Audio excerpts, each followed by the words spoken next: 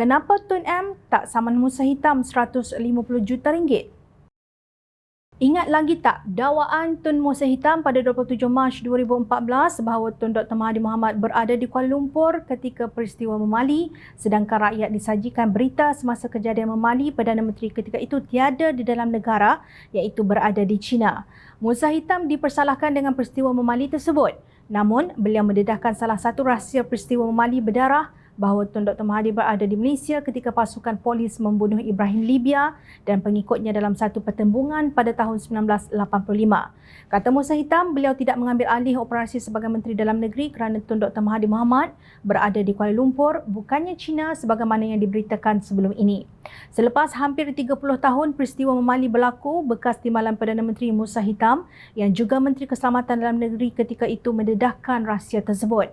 Peristiwa memali berlaku pada 19 November 1985 yang mengorbankan 14 orang dan berpuluh yang lain cedera.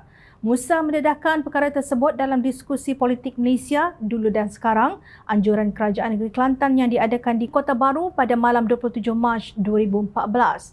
Turut serta bersama beliau sebagai panel adalah Naib Presiden PAS Datuk Husam Musa dan moderatornya adalah Datuk Dr. Muhammad Agus Yusof.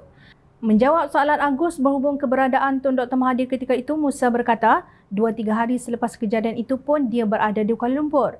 Justru laporan media bahawa Tun Dr. Mahathir berada di China ketika kejadian itu berlaku kini dipersoalkan. Titik hitam dalam politik saya adalah memali. Saya cakap terus terang, tegas Musa.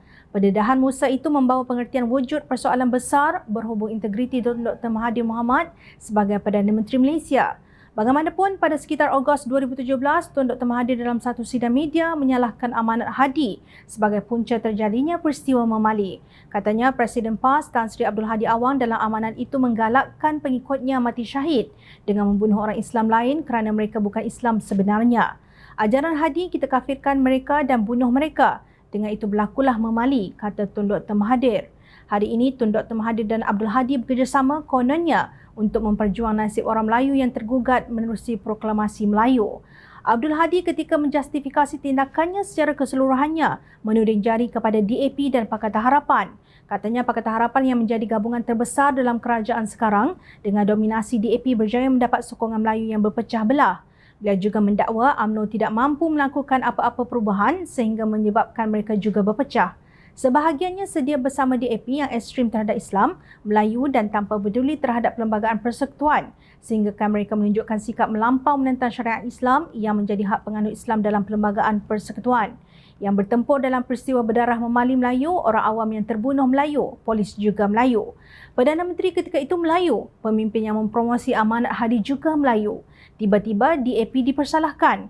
Kononnya menggugat Melayu hanya kerana parti itu didominasi kaum Cina. Sedangkan yang tergugat oleh pengerusi Pakatan Harapan, Datuk Seri Anwar Ibrahim hanyalah Tun Dr. Mahathir dan Abdul Hadi.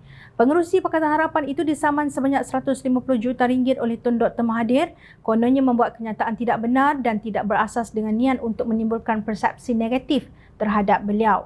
Tetapi tidak pula beliau memanfaatkan saman kepada Musa Hitam yang lebih dahsyat memburukkannya berhubung peristiwa memali. Justru layakkah mereka berdua, Tun Dr. Mahathir dan Abdul Hadi, diangkat sebagai pejuang Melayu di zaman milenium ini? Sesungguhnya, Melayu tidak lupa. Ingat, rakyat sentiasa memerhati.